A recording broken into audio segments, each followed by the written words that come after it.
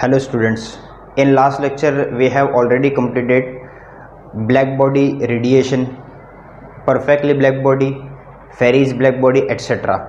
Also we studied amount of heat radiated ka formula, and we studied many basic things regarding radiation. In today's lecture mainly we have to study three main laws.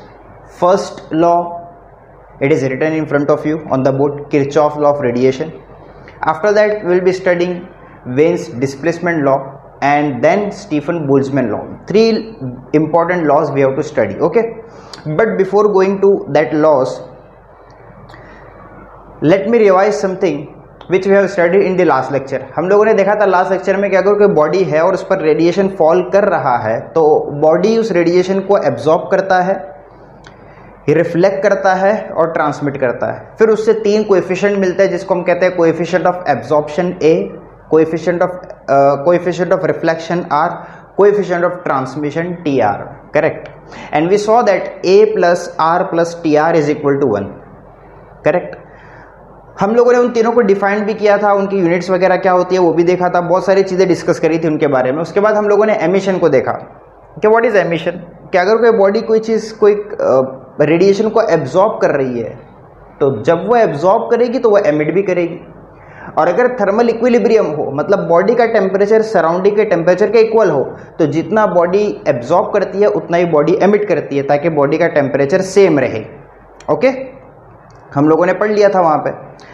आज के lecture में हम लोगों को पढ़ना है Kirchhoff law of radiation. अब ये लॉ क्या है उसके दो स्टेटमेंट मैंने आपके सामने लिखे हैं. हम लोगों को पहले मैं आपको स्टेटमेंट समझाऊंगा ये कहना क्या चाहता है, उसके बाद हम लोग पढ़ेंगे, हम लोग इसका प्रूफ देखेंगे. Okay, so let's come to the statement. तो दो स्टेटमेंट आपके सामने. पहला स्टेटमेंट कहता है it states that at a given temperature, एक पर्टिकुलर टेम्परेचर पे, एक खास टेम्परेचर मान लीजिए टी पे, the ratio of emissive power. अब यहां पे मैं सिंबल्स यूज कर लूं तो बेहतर रहेगा. क्यों? इसलिए कि हम लोगों ने लास्ट लेक्चर में ऑलरेडी एमिसिव पावर का सिंबल देख लिया था. तो आपको याद होगा हम लोग एमिसिव पावर को किससे डिनोट करते हैं? हम लोग डिनोट करते हैं उसको कैपिटल आर से. The ratio of emissive power to coefficient of absorption of a body. Coefficient of absorption अगर आपको याद होगा तो हमने उसको डिनोट किया था स्मॉल ए से. तो किरचॉफ लॉ क्या कहता है? It states that at a given temperature the ratio of emissive power of a body to the coefficient of absorption of a body, R by A basically, it is equal to the emissive power of a perfectly black body. This is equal to the emissive power of a perfectly black body, RB.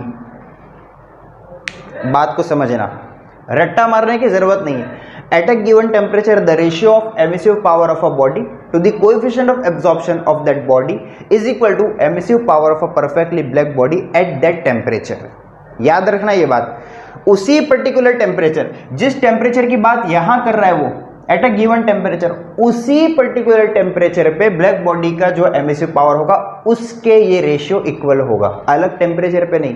जिस temperature की बात हम यहां कर रहे हैं उसी temperature पे ब्लैक बॉडी का जो एमिसिव पावर होता है उसके बराबर इन दोनों का रेशियो होता है.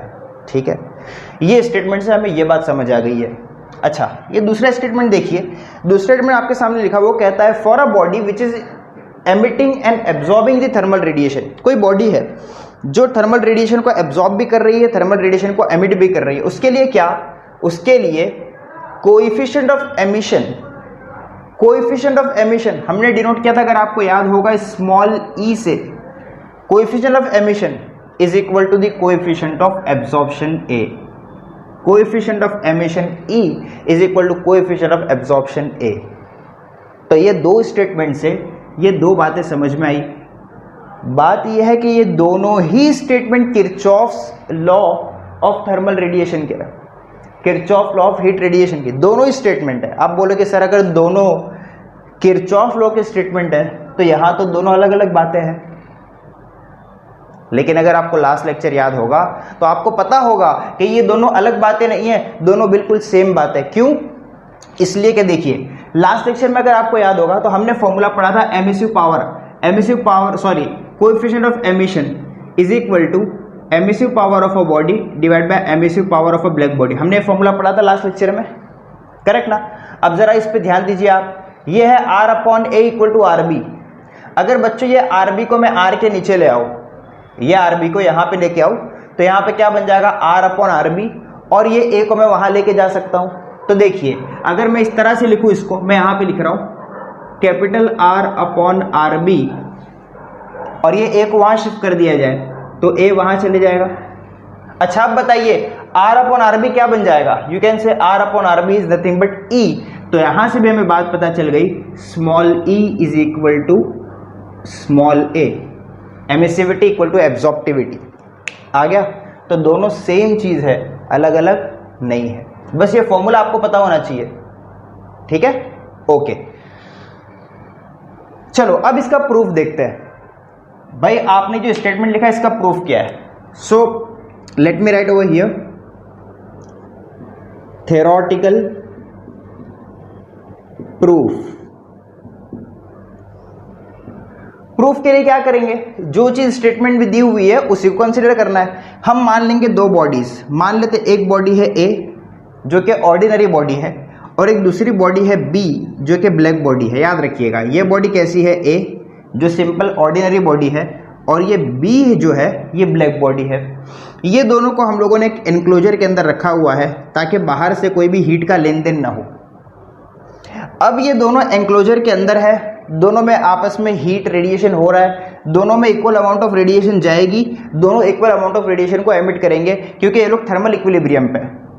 हमने दोनों को अंदर रख दिया एनक्लोजर में, बाहर से कोई हीट अंदर जा रही है? नहीं जा रही है। अंदर से कुछ हीट बाहर आ रही है? नहीं आ रही है। थोड़े टाइम के बाद दोनों थर्मल इक्विलिब्रियम में आ जाएंगे। थर्मल इक्विलिब्रियम में आने का मतलब जितना टेम्परेचर उतना इसका, इतना ही टेम्परेचर इसका, दोनों आ गए थर्मल इक्विलिब्रियम पे। अब क्या होगा जब ये लोग थर्मल इक्विलिब्रियम पे है? अच्छा एक बात और समझ लेना ध्यान से, दोनों बॉडी बिल्कुल सेम है। बिल्कुल सेम होने का मतलब इसका जो सरफेस एरिया है वही इसका सरफेस एरिया है, इसका जो वॉल्यूम है वही इसका बोथ बॉडीज आर आइडेंटिकल। दोनों बॉडीज कैसी है? आइडेंटिकल। यहाँ पे डायग्राम में दिख नहीं रहा है बट बोथ आर आइडेंटिकल। आप लोग उसको बराबर राउंडर से बनाइएगा अगर डायग्राम बनाओगे तो। और दोनों आइडेंटिकल है, डिफरेंस इतना है कि ये ऑर्डिनरी बॉडी है और ये ब्लैक बॉडी है। ब्लैक बॉडी किसे कहते हैं? A body which absorbs all incident radiation which is falling on it at all temperature at any angle। अगर कोई बॉडी ऐसी है जिस पर थर्मल रेडिएशन फॉल हो रहा है और वो सबका सब एब्जॉर्ब कर रहा है तो उसे हम कहते हैं ब्लैक बॉडी। और अगर सबका सब एब्जॉर्ब कर रहा है तो सबका सब वो एमिट भी करेगा। फिर हम लोगों ने इसको अंदर रख दिया, उसके बाद हम लोगों ने इसको काफी देर तक रहने दिया। अब देखो क्या होगा, अगर ये थर्मल इक्विलिब्रियम पे है तो जितना ये एमिट करेगा इतना ही ये एब्जॉर्ब करेगा। बिल्कुल उसी तरह जितना ये एब्जॉर्ब करेगा उतना ही ये एमिट करेगा। करेक्ट ना? अरे हाँ या ना? ओके, तो हम लोग लिखेंगे फॉर बॉडी ए। किसके लिए लिख रहा हूं मैं? For body A. For body A amount of heat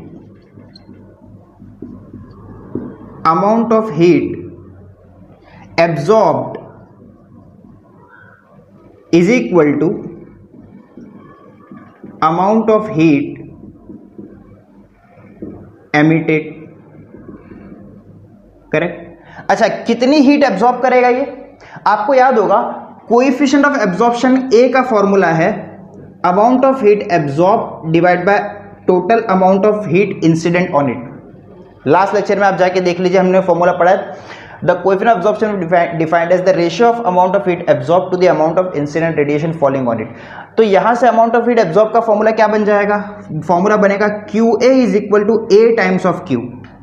QA is equal to A times of Q। तो amount of heat absorbed की जगह हम लिख सकते हैं A times of Q is equal to।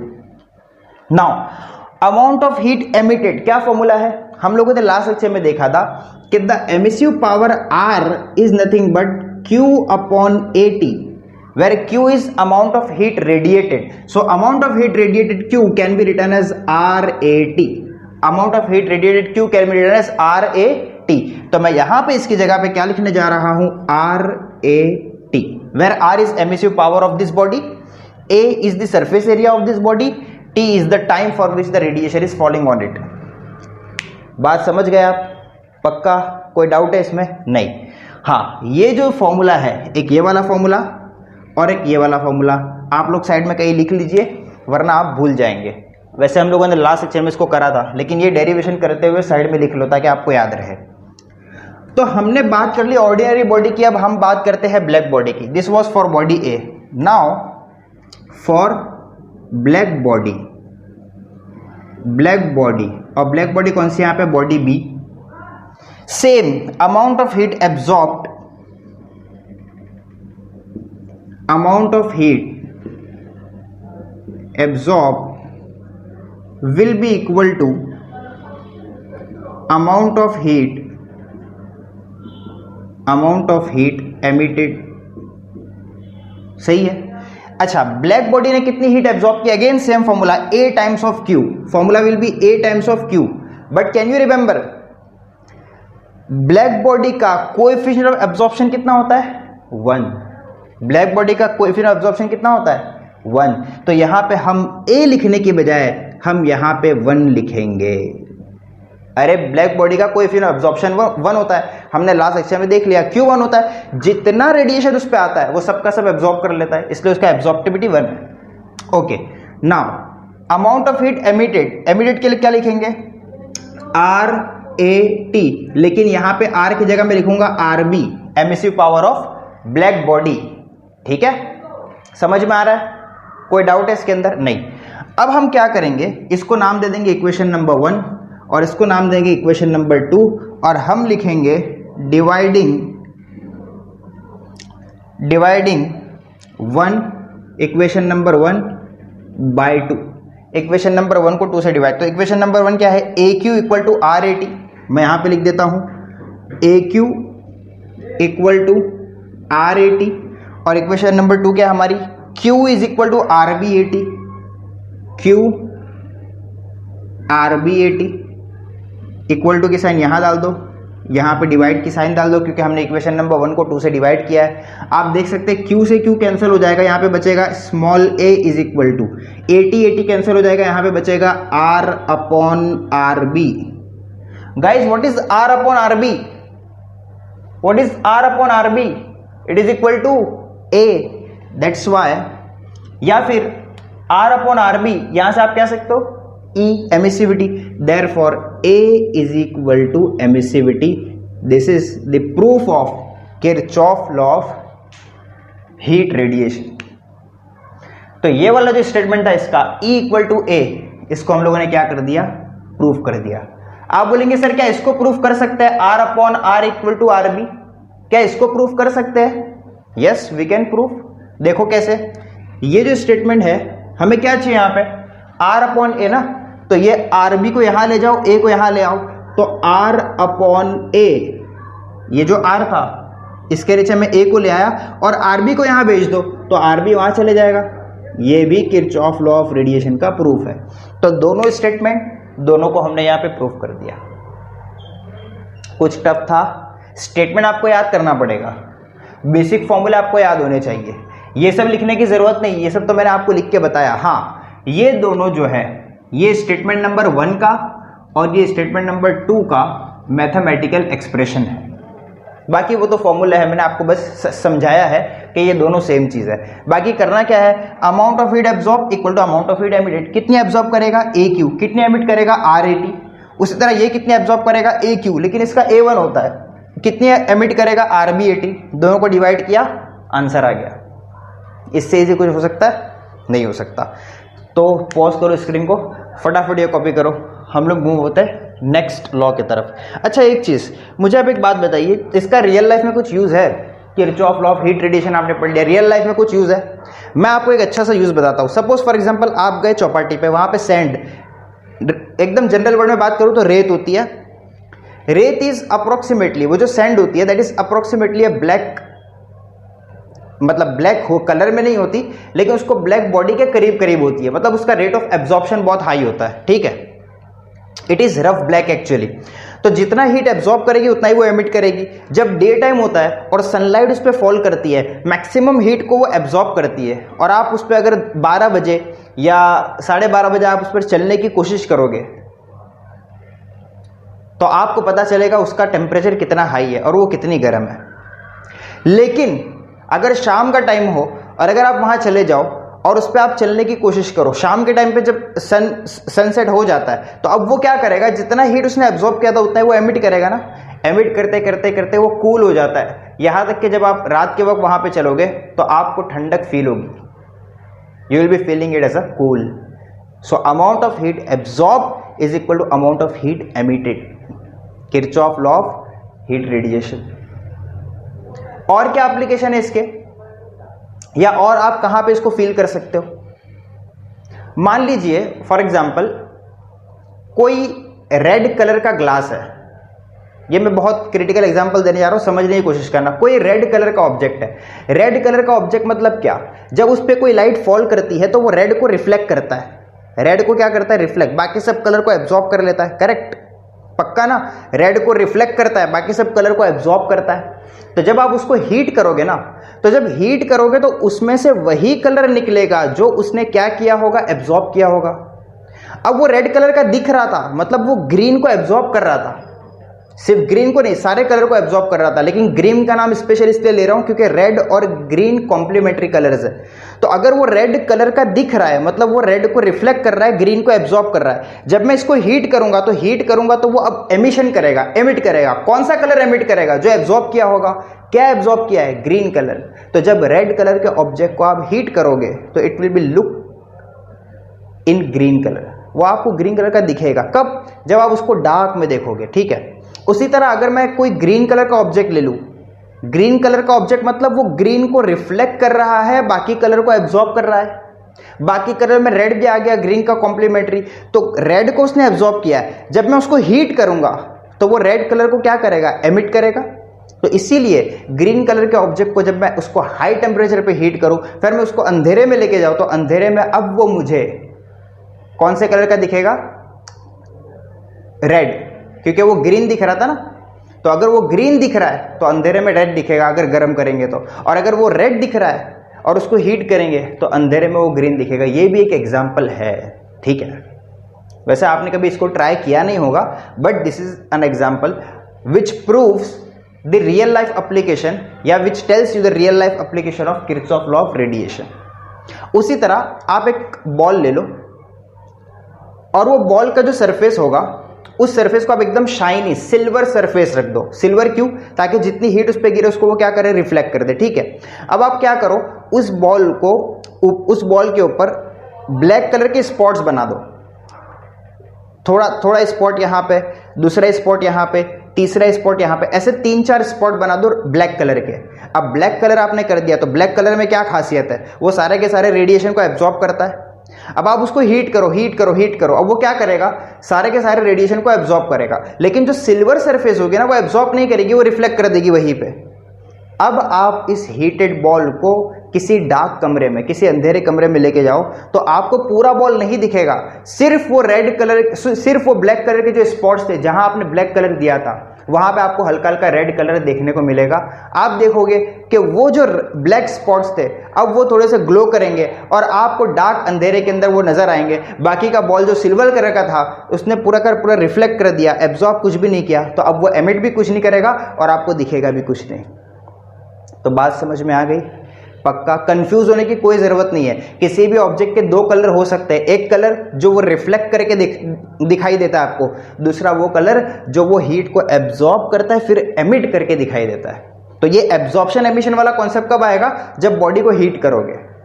और रिफ्लेक्शन वाला कब आएगा, जब नॉर्मल हीट आए या लाइट उस पर फॉल करे और वो आपको दिखाई दे, तो वो रिफ्लेक्शन वाला कलर है, ठीक है। तो यहाँ पे जो बोर्ड का कलर है, ये जो मेरे कुर्ते का कलर है, ये जो आपकी बुक का कलर है, ये जो पेन का कलर है, जो पेन की इंक का कलर है, वो सब के सब रिफ्लेक्शन वाले कलर है।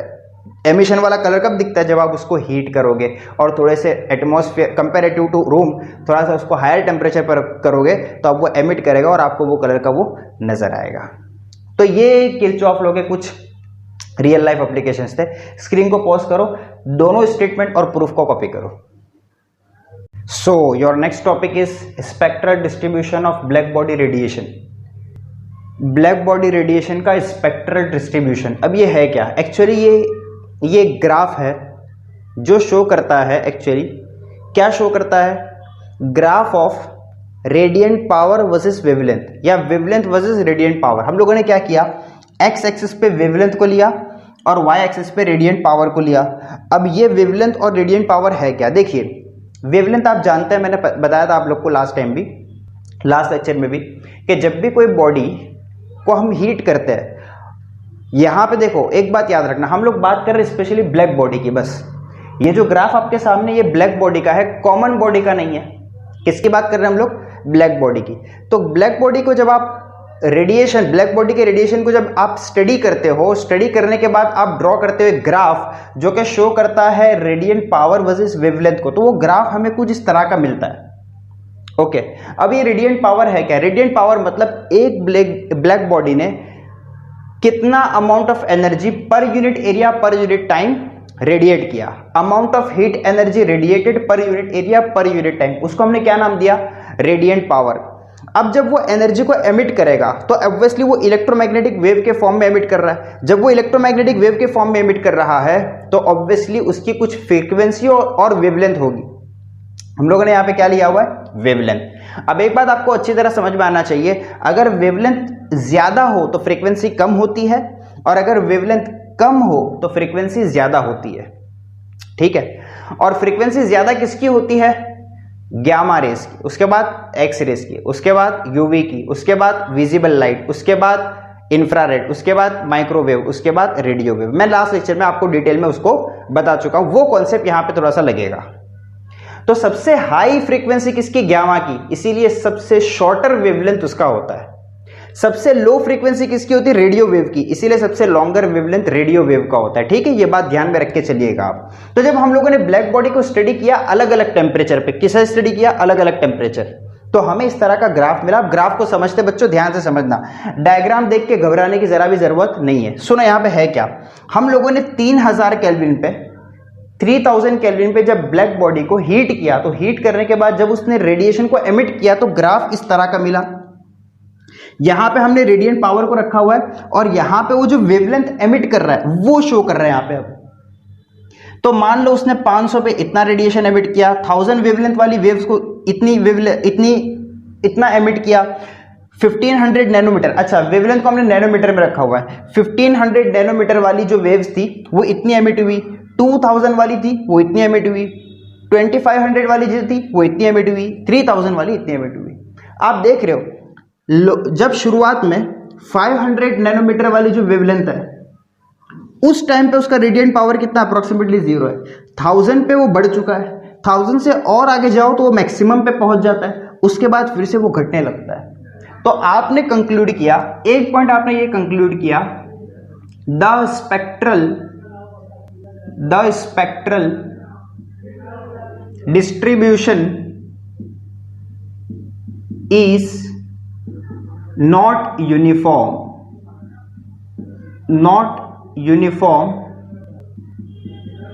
with wavelength, not uniform with wavelength। not uniform का मतलब क्या होता है? पहले वो इंक्रीज हो रहा है, बाद में वो डिक्रीज हो रहा है। यानी यूनिफॉर्म किसे कहते हैं? यूनिफॉर्म मतलब इस तरह, इसको हम लोग यूनिफॉर्म इंक्रीमेंट कहते हैं, इसको हम लोग बोलते हैं कांस्टेंट, इसको हम लोग बोलते हैं यूनिफॉर्म डिक्रीमेंट। ये ग्राफ को पढ़ने का एक तरीका होता है, लेकिन यहां पे ग्राफ इस तरह का नहीं है। हमारा जो ग्राफ है वो पहले इंक्रीज हो रहा है फिर डिक्रीज हो रहा है, मतलब ये यूनिफॉर्म या कांस्टेंट नहीं है। स्पेक्ट्रल डिस्ट्रीब्यूशन किसी भी पर्टिकुलर टेम्परेचर पे 3000 केल्विन पे ये ग्राफ है, 4000 केल्विन पे ये वाला ग्राफ है, 5000 केल्विन टेम्परेचर पे ये ग्राफ है, 5500 पे ये ग्राफ है। तो आप देख सकते हो ग्राफ कांस्टेंट नहीं है, पहले बढ़ता है फिर कम होता है। तो दूसरा पॉइंट हम लोग ये लिखेंगे, the radiant power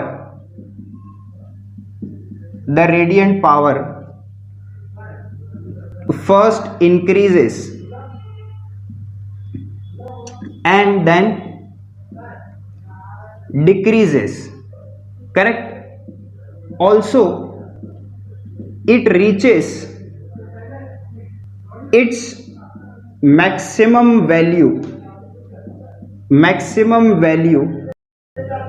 at lambda max। अब यहां पे थोड़ा सा समझने की जरूरत है, ये ग्राफ पहले बढ़ता है बाद में कम हो जाता है। तो जब बढ़ेगा और जहां पे कम होना चाहेगा मतलब वो उसका मैक्सिमम पॉइंट होगा। इसलिए आप देख सकते हो मैंने यहाँ पे यहाँ पे यहाँ पे यहाँ पे हर जगह मैंने एक पॉइंट मार्क करके रखा है। एक्चुअली वो पॉइंट क्या डिनोट कर रहा है, that point denotes lambda max.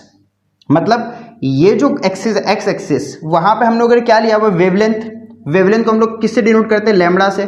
तो ये वाला जो पॉइंट है, ये वाला point, this point is nothing but denoted as lambda max. ये लैम्बडा मैक्स है क्या, आप देख सकते हो लैम्बडा मैक्स पर इंटेंसिटी ऑफ रेडिएशन सबसे ज्यादा है कि नहीं। देखो यहां पे इंटेंसिटी ऑफ रेडिएशन सबसे कम, फिर यहां पे थोड़ा बड़ा, फिर यहां पे थोड़ा बड़ा, फिर यहां पे थोड़ा बड़ा, फिर यहां पे सबसे ज्यादा हो गया। फिर उसके बाद जब हम आगे बढ़े तो आगे फिर से ये कम होता गया, फाइनली ये 3000 वेवलेंथ पे जाते जाते एकदम खत्म हो गया। तो सबसे ज्यादा इंटेंसिटी ऑफ रेडिएशन कहां पर है, मान लेते हैं 1000 पे। कितना मान लेते हैं 1000, या फिर आप कितना मान सकते हो, ये 1000 एंड 1500 के बीच में है तो इसको 1250 मान लेते हैं। तो 1250 पे इस पर्टिकुलर वैल्यू पे इंटेंसिटी ऑफ रेडिएशन ज्यादा है। इसका क्या मतलब है, इसका मतलब ये हरगिज नहीं है कि ये वेवलेंथ की मैक्सिमम वैल्यू है, नहीं, ये मतलब नहीं है। मतलब ये है कि मान लो इस ब्लैक बॉडी ने 100 रेडिएशन एमिट किए, कितने रेडिएशन, 100 रेडिएशन एमिट किए, तो उन 100 में 60 या 70 यानी मोस्ट ऑफ देम रेडिएशंस जब उनको नापा गया तो उनका वेवलेंथ ये था। So this particular value does not denote maximum wavelength, it denotes most of the wavelength या मोस्ट ऑफ द रेडिएशन का वेवलेंथ वाज 1250। बिल्कुल उसी तरह यहां पे लैम्बडा मैक्स की वैल्यू ये है, ये कहीं 1000 से कम, 500 से ज्यादा, 1000 से कम मतलब कहीं 900 पे आ रहा है। फिर हमने यहां पे देखा it is lying just around the 500, फिर हमने यहां पे देखा it is lying below the 500 that is 400। ये सारे के सारे पॉइंट्स जो है वो लैम्बडा मैक्स की वैल्यू को डिनोट करते हैं। समझ में आया। तो लैम्बडा मैक्स क्या है, what is lambda max, most of the radiation, most of the radiations are of this wavelength। this मतलब कौन, ये most of the radiations are of this wavelength, lambda max wavelength। अब वो जो भी हो 1250 हो तो 1250 मोस्ट ऑफ द रेडिएशन का वैल्यू है, अगर वो 500 हो तो 500 मोस्ट ऑफ द रेडिएशंस का वेवलेंथ है। समझ आ गई बात। तो लैम्बडा मैक्स मैक्सिमम वेवलेंथ नहीं है, लैम्बडा मैक्स क्या है, मोस्ट ऑफ द रेडिएशन जो ब्लैक बॉडी एमिट कर रही है उनका वेवलेंथ है। ठीक है, तो ये एक बात हमें समझ में आई ग्राफ से। तीसरी बात हमें ये समझ में आती है ग्राफ से कि इस ग्राफ के अंदर जो एरिया है, एरिया अंडर द कर्व, मतलब फॉर एग्जांपल अगर मैं 3000 वाला कंसीडर करूं तो 3000 के अंदर ये वाला एरिया आ जाएगा। तो ये एरिया क्या देता है, area under the curve, area under the curve gives radiant energy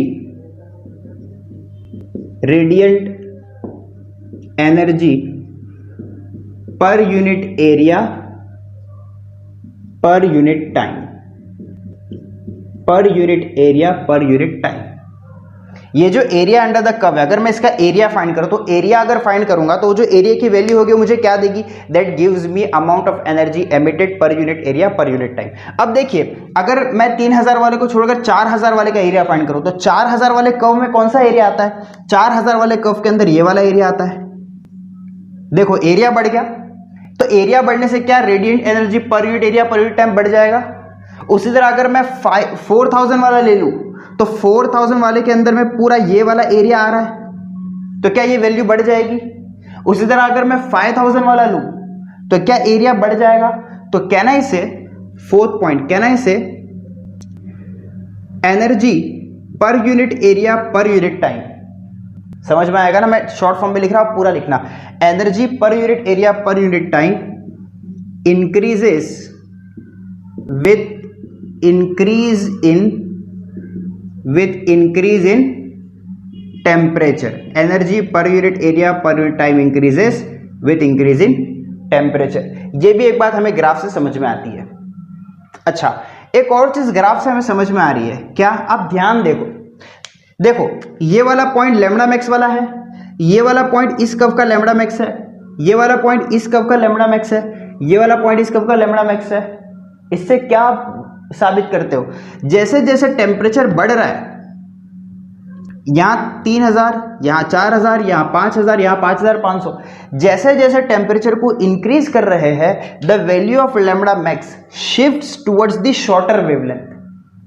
तो क्या लिखेंगे, with increase in temperature the value of lambda max shifts towards the shorter wavelength.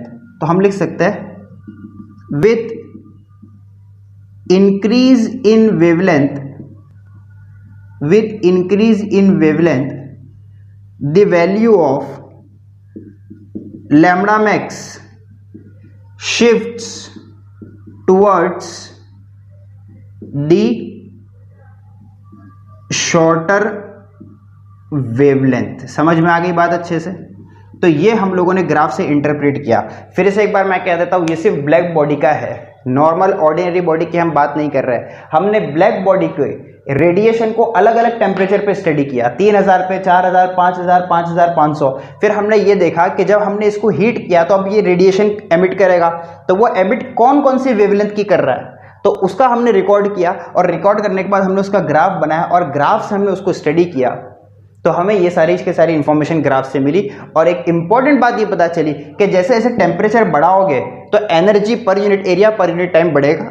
ये तो कॉमन सेंस की बात है, जितना हाई टेम्परेचर होगा उतना ज़्यादा रेडिएशन एमिट होगा। दूसरी एक इंपॉर्टेंट बात पता चली कि जो लैम्बडा मैक्स है उसकी वैल्यू शॉर्टर वेवलेंथ की तरफ शिफ्ट होती जाती है जैसे जैसे टेम्परेचर को बढ़ाया जाता है। बच्चों, ये जो लास्ट पॉइंट है, एक्चुअली ये इस हिसाब से भी इंपॉर्टेंट है कि ये एक लॉ है जो कि मैं पढ़ाने जा रहा हूं, जिसका नाम है veins displacement law.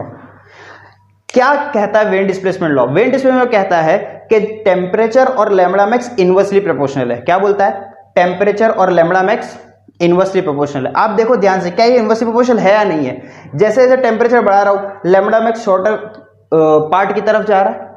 That means temperature and lambda max are inversely proportional. This is Wien's displacement law, जो हम अभी पढ़ने जाएंगे। आप लोग उससे पहले ग्राफ को बनाइए अच्छे से। ये आपके टेक्स्ट बुक के अंदर भी बना हुआ है, वहां से भी आप देख के बना सकते हो। सफाई से बनाओ, ध्यान से बनाओ, और उस ग्राफ से जो पॉइंट्स निकल के आ रहे हैं वो पॉइंट्स को मैंने शॉर्ट फॉर्म में यहाँ लिखा है, आपकी बुक के अंदर भी पॉइंट्स लिखे हुए हैं। प्लीज आप लोग यहाँ इस तरह भी इसको लिख लो और अपनी टेक्स्ट बुक में जाके उसको रीड कर लीजिएगा। तो फटाफट कॉपी करो, हम लोग मूव होते हैं वेन्स डिस्प्लेसमेंट लॉ की तरफ। सो वेन्स डिस्प्लेसमेंट लॉ ये क्या कहता है? The wavelength for which emissive power of a black body is maximum is inversely proportional to the absolute temperature.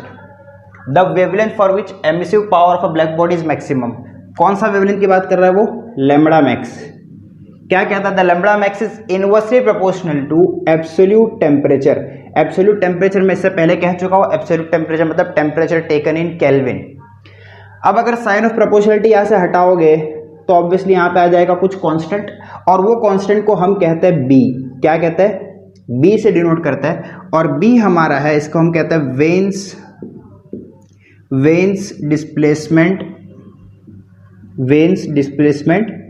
Constant. Obviously constant है तो उसकी कुछ वैल्यू होगी।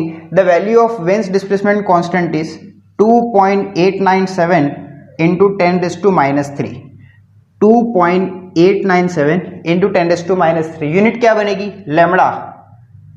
वेवलेंथ है मतलब मीटर में, टेम्परेचर केल्विन में, तो यूनिट बन जाएगी मीटर केल्विन। याद रखना, this is Wien's displacement constant.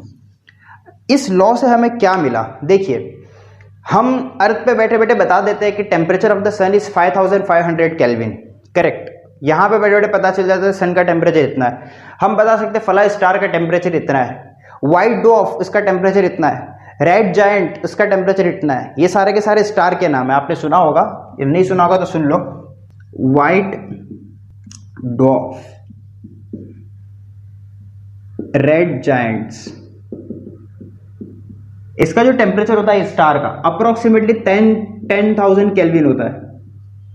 सन के टेम्परेचर से भी ज्यादा टेम्परेचर, सन का कितना है? 5500 सरफेस टेम्परेचर है केल्विन में, और इसका 10,000 केल्विन है। इसका कंपैरेटिवली लो वेवलेंथ होता है, that is approximately 3000 kelvin. Okay, red giants का। तो ये सब टेम्परेचर पता कैसे चला? क्या हम लोग नापने गए थे? नहीं, हम लोगों ने ये लॉ अप्लाई किया। ऑब्वियसली ये लॉ ब्लैक बॉडी के लिए अप्लाइड है, तो क्या स्टार ब्लैक बॉडी है? यस। सन ब्लैक बॉडी है? यस, हम लोगों ने उसको ब्लैक बॉडी माना है। तो हम लोग क्या करते हैं, हम ये मेजर करते हैं कि ये पर्टिकुलर ऑब्जेक्ट, ये व्हाइट डॉर्फ, ये रेड जायंट्स, ये सन, ये स्टार जो रेडिएशन एमिट कर रहा है उसमें सबसे ज्यादा रेडिएशन कौन सी वेवलेंथ वाली है? तो आपको लैम्बडा मैक्स मिल गया। सबसे ज्यादा रेडिएशन जो वेवलेंथ वाली होगी वो आपको मिल गई। ये है क्या? The wavelength for which emissive power black body is maximum. जो सबसे ज्यादा रेडिएशन वही एमिट होगी जो ज्यादा वेवलेंथ वाली होगी, वो आपको दिखेगी। तो आप क्या करोगे, उसको नोट कर लोगे उस पर्टिकुलर वेवलेंथ को, करेक्ट। और ये कांस्टेंट की वैल्यू तो आपके पास है ही है, तो आपने लैम्बडा की वैल्यू यहां पुट किया, बी की वैल्यू यहां पुट किया, आपको सीधा सीधा क्या मिल गया? टेम्परेचर। कोई भी स्टार कितना ही दूर क्यों ना हो, आप जस्ट ये देखिए कि वहां से आने वाली जो लाइट है उसमें कौन से कलर का वेवलेंथ का रेडिएशन सबसे ज्यादा है, उसको नोट डाउन कर लो, बी की वैल्यू नोट डाउन कर लो, कैलकुलेट करो, आपको मिल गया टी। तो आप कहीं भी किसी भी दूर किसी भी स्टार का टेम्परेचर फाइंड कर सकते हो। This is the advantage of veins displacement law. अब हमारा एक लास्ट लॉ बचा हुआ है, that is Stefan Boltzmann law. आप इसको कॉपी करो स्टेटमेंट, और इसके साथ हम लोग आगे बढ़ते हैं। Okay, now Stefan's Boltzmann law of radiation. अब ये लॉ क्या कहता है, सुनिए। The rate of emission of radiant energy per unit area, the rate of emission of radiant energy per unit area, इसको हम ऐसा भी कह सकते हैं power radiated per unit area, दोनों सेम मतलब है, आप दोनों में से जो भी यूज करो। So the rate of emission of radiant energy per unit area और power radiated per unit area of a perfectly black body is directly proportional to the fourth power of absolute temperature. The amount of energy emitted per unit area per unit time is directly proportional to fourth power of absolute temperature. अगर मैं इसको statement में लिखूं तो ऐसा लिख सकते हैं हम लोग, amount of energy या rate of energy emitted per unit area is directly proportional to fourth power of absolute temperature. लेकिन कौन सी बॉडी के लिए? ब्लैक बॉडी के लिए, ऑर्डिनरी के लिए नहीं, सिर्फ ब्लैक बॉडी की बात हो रही है। अब ये Q अपॉन TA को हम Q अपॉन AT सीधा सीधा लिखते हैं, क्योंकि हम लोग अब तक Q अपॉन AT ही यूज करते हैं। और अगर आपको याद होगा, this Q upon AT is nothing but emissive power R, this is directly proportional to fourth power of absolute temperature. Now this R, क्या मैं इसके साथ B लगा दूं? क्यों B? बिकॉज लॉ किसके लिए है? For a perfectly black body, इसीलिए मैंने यहां पे लगा दिया बी, करेक्ट। तो एक्चुअली अगर आप बुक में देखोगे, बुक में डायरेक्टली ये मिलेगा, लेकिन मैंने पहले ये स्टेप लिखा क्योंकि लॉ के हिसाब से पहले ये स्टेटमेंट है, उसके बाद ये, ठीक है। अब आगे बढ़िए, ये आरबी साइन ऑफ प्रोपोर्शन हट जाएगी तो कांस्टेंट आएगा। यहां पे कांस्टेंट जो आता है इसका नाम है सिग्मा, और यहां पे लग जाएगा T⁴। अब ये सिग्मा क्या है? हमारा जो सिग्मा है, this is sigma is known as Stefan Boltzmann constant, Stefan Boltzmann constant. अच्छा, इसकी वैल्यू कितनी होती है? अब ऑब्वियसली कांस्टेंट है तो कांस्टेंट का कुछ वैल्यू होगा, तो कांस्टेंट इसका वैल्यू है 5.67 इंटू 10⁻⁸, 5.67 इंटू 10⁻⁸। अच्छा, इसका हम लोग यूनिट निकाल सकते हैं। आप देखिए, अगर मैं इस फॉर्मूले से इसका यूनिट निकालने जाऊं बच्चों, तो ध्यान से देखिएगा, अगर मैं इसको ऐसा लिखूं Q upon AT is equal to sigma T⁴, तो सिग्मा क्या बन जाएगा मेरा बन जाएगा Q अपॉन AT, और यहाँ पे आ जाएगा T⁴। अब ये जो Q है इसको हम लोग लिखते हैं जूल में, एरिया को लिखते हैं मीटर स्क्वायर में, टाइम को लिखते हैं सेकंड में, और टेम्परेचर को लिखते हैं केल्विन में। तो हमारी इसकी यूनिट बन जाएगी joule per metre square second per second या केल्विन⁴। अच्छा, आपको पता होगा जूल पर सेकंड को वॉट भी कहते हैं, जूल पर सेकंड क्या कहते हैं? वॉट। तो हम इसको इस तरह से लिख सकते हैं, वॉट पर मीटर स्क्वायर केल्विन⁴। अब बुक में क्या दिया होगा? मीटर स्क्वायर को ऊपर ले आएंगे तो मीटर⁻² हो जाएगा, केल्विन⁴ को ऊपर ले आएंगे तो केल्विन⁻⁴ हो जाएगा, बाकी कुछ बदलने वाला नहीं है। तो ये ब्लैक बॉडी के लिए अप्लाइड है। तो RB equal to sigma T⁴, ये फॉर्मूला हमें मिला स्टीफन बोल्ट्जमैन लॉ से, ठीक है। बाकी ये जो टर्म मैंने यहाँ पे लिखा हूँ उसकी जरूरत नहीं है, ये मैंने यूनिट समझाने के लिए आपको लिखा था। बाय द वे, अगर आपसे कोई पूछे कि इसके डायमेंशंस लिखिए, डायमेंशंस कैसे लिखेंगे? देखिए, जूल के डायमेंशन क्या होता है? m1L2 T⁻², ये जूल के डायमेंशन है।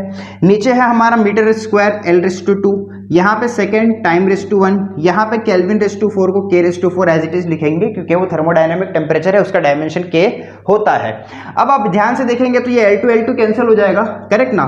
तो यहाँ मुझे मिलेगा M1L0, ये T रेस टू -2 है, नीचे 1 ऊपर जाके बन गया तो T रेस टू -3 और kelvin raise to -4। These are the dimensions of Stefan Boltzmann constant. आपको एग्जाम में एमसीक्यू में पूछ सकता है right dimensions of Boltzmann constant, तो आपको रट्टा मार के याद नहीं करना है, आपको लॉ याद है, डायमेंशन निकाल सकते हो, आप कुछ भी कर सकते हो। एक बात याद रखना, यूनिट और डायमेंशन अगर आपको फॉर्मूला याद है आप निकाल सकते हो, रट्टा मारने की कोई जरूरत नहीं है। और अगर आपको ये चीज समझ में नहीं आ रही है, 11th में आपने पढ़ा नहीं है, तो पर्सनली आप मुझे बताएंगे कि सर मुझे ये नहीं आता, तो हम लोग सीखेंगे उसको, ठीक है। इसको एज इट इज छोड़ना नहीं है, ये आपके 12th में किसी भी चीज का आपको बोर्ड में डायमेंशन पूछ सकता है। अब यहाँ एक क्वेश्चन ये है कि सर ये तो ब्लैक बॉडी के लिए है, तो नॉर्मल बॉडी के लिए क्या करेंगे भाई? नॉर्मल बॉडी के लिए अगर यही चीज फाइंड करना हो तो क्या करेंगे? आपको याद होगा हमने पढ़ा था emissivity is equal to emissive power of any body divide by emissive power of black body, ये फॉर्मूला है हमारा। तो अगर मैं यहां से आर की वैल्यू फाइंड करूं तो आर की वैल्यू मिलेगी E times R B, capital R is equal to E times R B.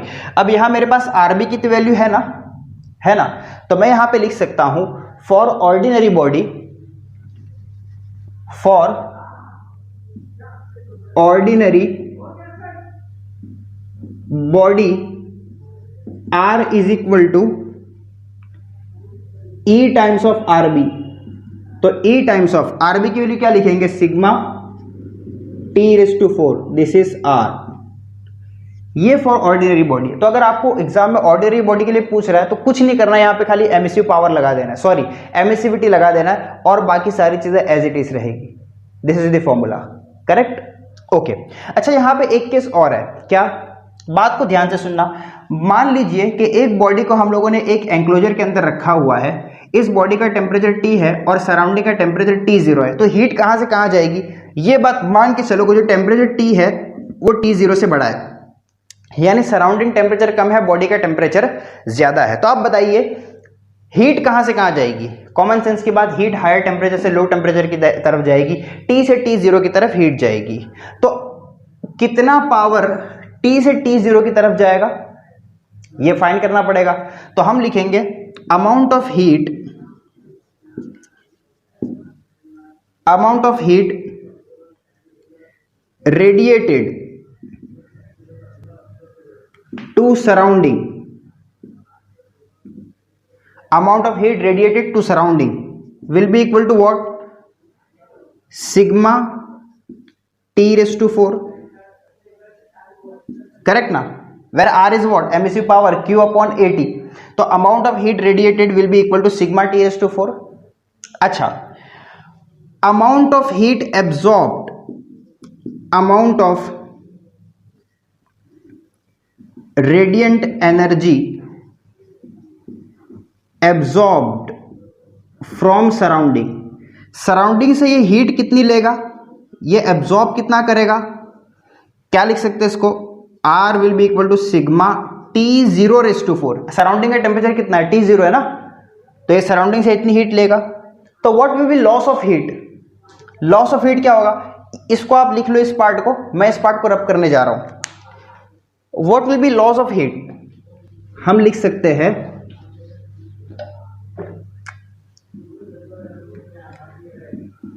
loss of heat is equal to sigma T raised to 4 minus sigma T0 raised to 4। क्यों? अरे जितना उसने surrounding को दिया minus उतने जितना surrounding से absorb किया, that is loss of heat. जितना उसने दिया माइनस जितना उसने सराउंडिंग से एब्जॉर्ब किया, that is loss of heat. So sigma को अगर कॉमन ले ले तो ये बन जाएगा T⁴ minus T⁴ this is the amount of heat lost to the surrounding, या loss of heat to surrounding, correct guys. अगर यही फॉर्मूला मुझे ऑर्डिनरी बॉडी के लिए लिखना हो तो मैं क्या करूंगा? फॉर ऑर्डिनरी बॉडी, जो कॉमन बॉडी है, जो ब्लैक बॉडी नहीं है, तो क्या इसी फॉर्मूले में ई लगा देंगे? देखो यहां पे किए थे, क्यों? क्योंकि ऑर्डिनरी बॉडी के लिए होता है emissive power is equal to emissivity times emissive power of black body. तो एमिसिव पावर ब्लैक बॉडी के साथ जब ई लग जाता है तो तो वो बन जाता है ऑर्डिनरी बॉडी के लिए। तो इसी फॉर्मूले के लिए loss of heat to surrounding for ordinary body will be equal to sigma, या पहले ई लिख दीजिए आप, पहले ई लिख दो बेटर रहेगा, ई sigma T⁴ minus T⁴4। This is the formula. समझ गए आप? पक्का 100%? ओके। अच्छा, अगर सराउंडिंग का टेम्परेचर ज्यादा हो, बॉडी का टेम्परेचर कम हो, तो फिर क्या होगा? अगर सराउंडिंग ज्यादा, बॉडी का टेम्परेचर कम है, तो जो हीट होगी वो सराउंडिंग से बॉडी के अंदर आएगी, है ना। और जब हीट सराउंडिंग से बॉडी के अंदर आएगी तो फॉर्मूला में चेंज क्या होगा? Amount of heat radiated to surrounding, ये बन जाएगा सिग्मा T⁴, और amount of heat radiant energy absorb from surrounding बन जाएगा सिग्मा T⁴4। लेकिन अब की बार क्या होगा? बॉडी जितना सराउंडिंग से एब्जॉर्ब करेगी उससे कम रेडिएट करेगी। क्यों? क्योंकि सराउंडिंग का टेम्परेचर ज्यादा है, तो वो एब्जॉर्ब ज्यादा करेगी और रेडिएट कम करेगी। तो क्या हो जाएगा? फॉर्मूला ऐसा बन जाएगा, sigma T⁴ minus sigma T⁴, क्योंकि सराउंडिंग का टेम्परेचर ज्यादा है, तो जो टेम्परेचर ज्यादा है उसको पहले लिखेंगे, उसके बाद जिसका टेम्परेचर कम है उसको लिखा जाएगा। बिल्कुल उसी तरह यहाँ पे T0 पहले आ जाएगा और T बाद में चले जाएगा, बाकी कुछ भी चेंज होने वाला नहीं है। तो गाइस यहाँ पे हमारा kinetic theory of gases and radiation में जो रेडिएशन वाला पार्ट था, ये आज हमारा यहाँ पे खत्म हो गया। अब इसके बाद हम लोग स्टार्ट करने वाले हैं क्या? न्यूमेरिकल स्टार्ट करेंगे। लेकिन न्यूमेरिकल स्टार्ट करने से पहले, अच्छा पहले आप एक काम करो, स्क्रीन को जरा पॉज करके ये सब जरा कॉपी कर लो। इसका स्टेटमेंट लिखेंगे, स्टेटमेंट लिखने के बाद जो पार्ट मैंने यहाँ पे लिखा था वो लिखेंगे, फिर ऑर्डिनरी बॉडी के लिए फॉर्मूला लिखेंगे, फिर loss of heat from surrounding और gain of heat from surrounding आप लिख लेना। ये जो फॉर्मूला है ये gain of heat from surrounding का है, आप अपने हिसाब से इसी फॉर्म में लिख लीजिएगा। मैं यहाँ पे क्या बताने जा रहा हूँ वो आप ध्यान से सुना, मैं यहाँ पे लिख देता हूँ। न्यूमेरिकल जब हम लोग करेंगे ना बच्चों, तो आज के लेक्चर में जितने फॉर्मूले यूज हुए वही फॉर्मूले न्यूमेरिकल के अंदर यूज होने वाले हैं। जैसे कि फॉर एग्जांपल हम लोगों ने यूज किया formula amount of heat radiated to surrounding या absorb radiated to surrounding will be RAT, Q = RAT हमने पढ़ा, करेक्ट। हमने एक फॉर्मूला आज पढ़ा कि जो लैम्बडा मैक्स होता है that is equal to B/T, हम लोग ने एक फॉर्मूला ये पढ़ा। हम लोग ने भी एक फॉर्मूला पढ़ा R = E sigma T⁴ for ordinary body. Black body आएगी तो ब्लैक बॉडी के लिए फिर यहाँ पे E नहीं आता, ठीक है, क्योंकि ब्लैक बॉडी का MSU कितना होता है 1, तो यहाँ पे फिर वो 1 नहीं आता। तो ऑर्डिनरी बॉडी के लिए R = E सिग्मा T⁴। बस इसी फॉर्मूले पे हमारे न्यूमेरिकल्स बेस्ड है और कोई नया फॉर्मूला बाहर से नहीं आने वाला है। यही फॉर्मूले यूज होंगे जिस पे हम लोग न्यूमेरिकल करेंगे, और अगर कुछ एक्स्ट्रा फॉर्मूला कोई कहीं से आ गया तो हम लोग उसको लगा लेंगे, उसमें कोई दिक्कत वाली बात नहीं है। और ये वाला फॉर्मूला, ये फॉर्मूले का मॉडिफिकेशन है, वो तो loss of heat gain of heat, क्या फॉर्मूला आएगा? E sigma T⁴ minus T⁴4। बस वही तो ऐड हो जाता है ना। अगर लॉस और गेन की बात आ गई तो ये हो जाएगा, और अगर नहीं है तो सिंपल ये होगा, करेक्ट। और स्टार और सन का टेम्परेचर फाइंड करना हो तो ये फॉर्मूला होगा, और नॉर्मल बॉडी का रेडिएशन कितना हीट रेडिएट किया वो फाइंड करना हो तो ये होगा। और हमने पहले लेक्चर में जो पढ़ा था coefficient of absorptivity plus coefficient of reflection plus coefficient of transmission is equal to 1, correct. यही फॉर्मूले यूज होंगे रेडिएशन के न्यूमेरिकल सॉल्व करने में। तो कोई भी न्यूमेरिकल आ जाए रेडिएशन का, आप लोग इन फॉर्मूले से इसको कर सकते हो, ठीक है। तो ये फॉर्मूला अच्छी तरह कहीं पे लिख लीजिए। न्यूमेरिकल कराने से पहले मैं फॉर्मूला यहाँ पे लिख दूंगा, लेकिन आप भी अपनी नोट्स बनाते हुए इसको कहीं भी साइड में लिख लीजिए। आज के लेक्चर में जितना पढ़ाया गया और लास्ट के में जो रेडिएशन पढ़ाया गया था सबका सब बहुत बहुत इंपॉर्टेंट है, अच्छी तरह उसको स्टडी करिए। हम लोग अभी नेक्स्ट लेक्चर में न्यूमेरिकल्स करेंगे, तब तक के लिए आप ये सब कॉपी करके रखो, अच्छे से उसको स्टडी करके रखो, ताकि न्यूमेरिकल में आपको हेल्प मिले और फटाफट आप न्यूमेरिकल को कैचअप कर सकें। Okay, so take care, bye.